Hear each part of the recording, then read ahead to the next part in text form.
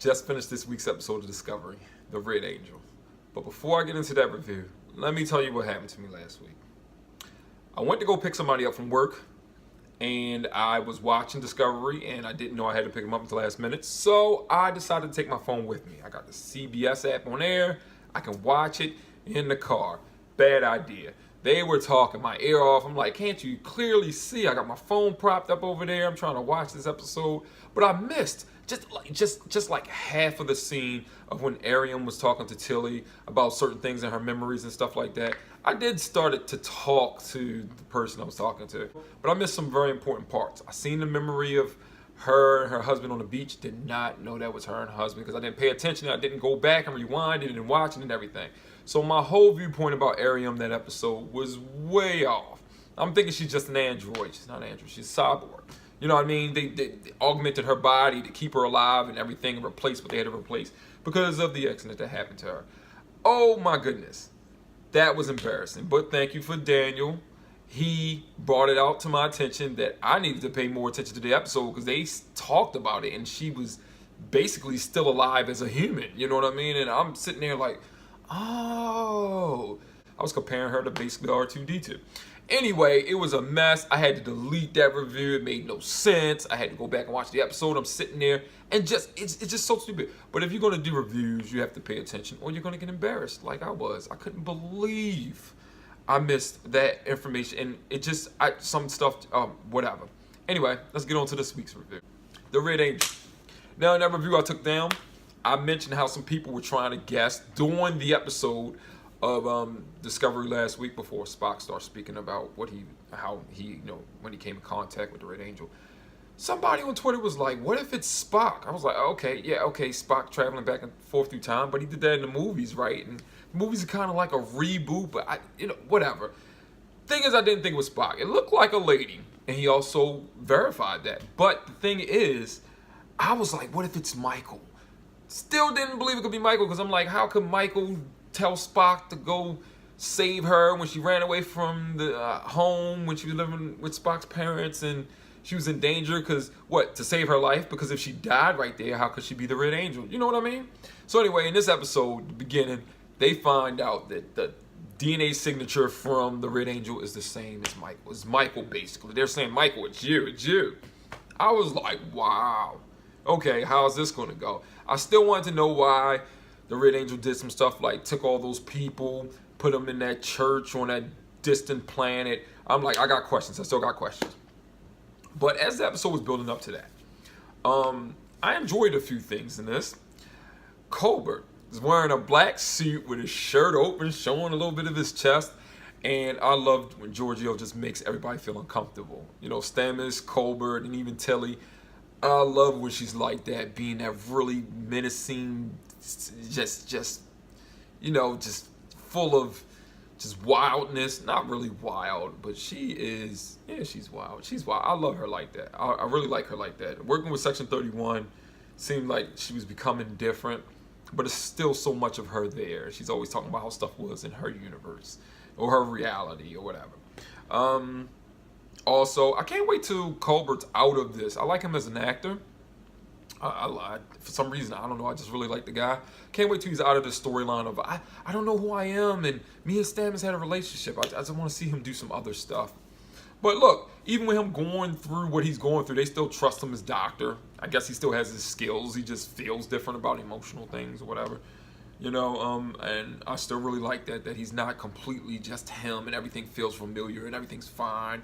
Like the resurrection wasn't really a resurrection. He's not completely himself. He's different now. He's new somehow. I really like that. Pike. Yeah, look, here we go again. Spock this episode. Let me speak about Spock. I'm still scared of how they're doing Spock. I don't know how much is he going to be in next season and the season after that of Discovery. I don't know. But the more we get of him, the more and the higher the chances are of them really changing how Spock, make it seem like that's not really the same type of Spock that we end up with in the original series. Leonard Nimoy was so just cool when he did stuff. He would be like, I don't know, Captain. Seems logical to me. And these new versions of Spock, even in the movies, it was kind of like he's showing way more attitude. You know what I mean? For somebody who tries not to run off of emotions, he's got a lot more attitude to him. But in this episode, I did like what the dude did as Spock. Remember when he was talking to Michael, and she was like, "What if this doesn't work?" Because they decided to set the trap for the Red Angel and stuff. They're like, he figured out the Red Angel comes whenever you're in trouble. Leave it to Spock to figure that out.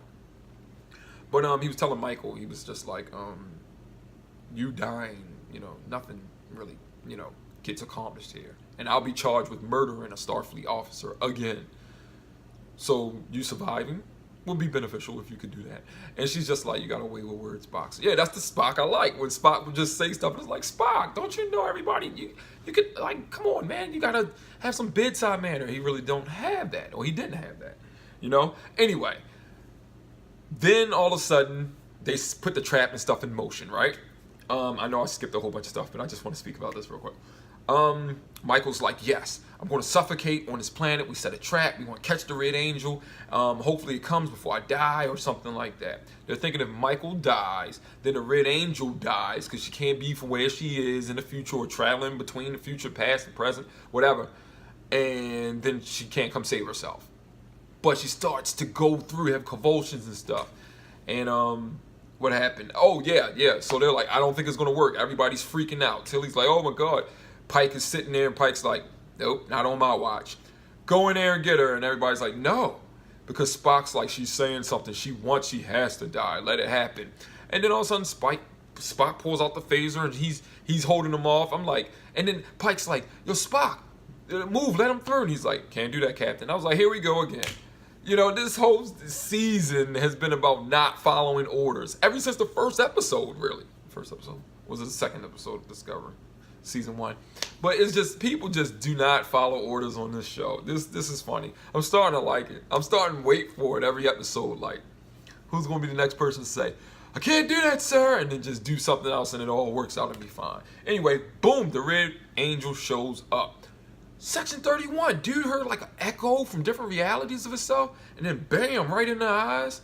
I was like, what the heck happened there? But anyway, yeah, so they close the wormhole, spring the trap, but before they do, Red Angel shoots this beam of energy into, Michael and revives her. Then all of a sudden, they spring the trap, and we're like, oh, I thought the angel was going to get away. Didn't get away. Everything worked. Yeah, everything worked. Then all of a sudden, out of the suit comes a woman who looks nothing like Michael. Well, I ain't gonna say nothing like, but it ain't Michael. Michael says, Mom.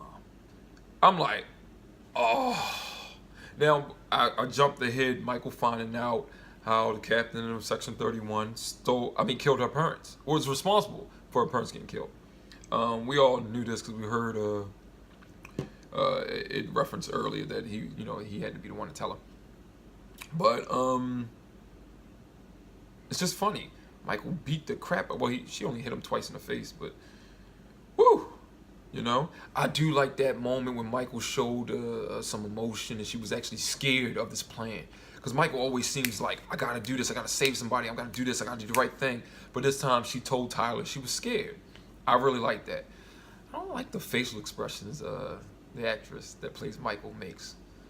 Reminds me of my sister. That says a lot. I mean, me and my sister are on good terms now. It's not like I hate to see my sister's face. But anyway, getting back to it, I like that moment. Showed how vulnerable Michael was with this. And I mean, who wouldn't be? Like, I gotta almost die and I might die. I'm scared. So that was pretty cool. I love seeing that. But anyway, she said, Mom, it's her mom. Her mom survived. Her mom jumped in the suit. Oh, we're going to get that backstory, I'm pretty sure. I can't wait to see how that happened. Next week's episode, the preview, she like when Michael's mom is speaking about how time, you can't mess with time. Time is vicious. You do something else happens. Maybe she messed stuff up and she's trying to fix things or something like that. And I love that concept.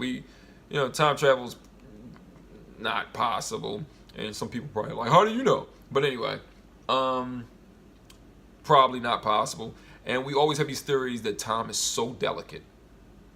You do anything, you can mess up so much. It could be worse than what happens on The Flash or in the Flash comics. So anyway, yeah, I enjoyed the episode. The ending, I love. The beginning, I love. Some stuff in the middle had some good moments with characters and stuff. But I enjoyed this one. I can't wait to the next one. I want answers. The Red Angel, how long? What have you been doing? Why? You know what I'm saying? So I mean, I know about the Warren and Spock, but she went to Spock.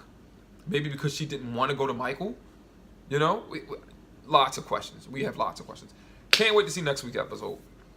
Gotta pay attention to these episodes now because last week was just a disaster for me. I was so embarrassed about that. Can't be doing reviews if you're not paying attention. My fault. Anyway, let me know what you guys thought. Leave some comments down below. You know the routine. See you next time.